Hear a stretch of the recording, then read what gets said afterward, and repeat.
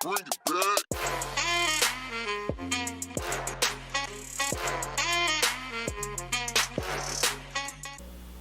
Good morning, Panther. Welcome to WPNN. My name is Nasha. And my name is Nora. It's a fantastic day to be a Panther. This week is Red Ribbon Week. Red Ribbon Week highlighted the importance of living a drug-free life and actually first began in 1988. Please join in recognizing this event by the dressing like the following themes.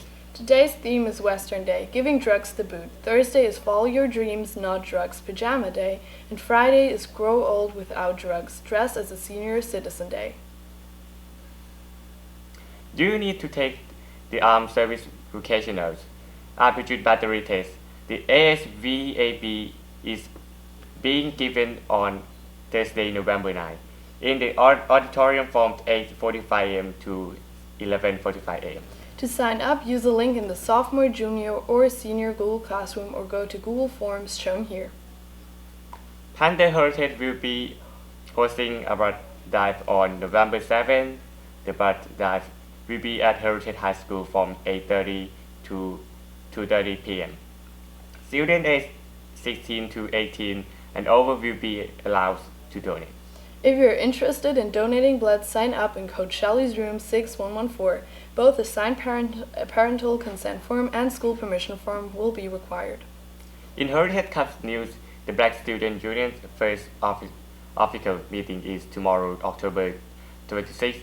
The meeting will be held in Misha's room 6101. Please stop by for a permit shift. Students, are you in need of community service hours? Well, listen up. Here's a way to earn community service hours and have some fun. Elite Fitness is looking for volunteers for their trunk or treat on Saturday, October 28th from 5 p.m. to 9 p.m. There will be foods, games, contests, candy, and music. They need 4 or 5 students to have and will give community service hours.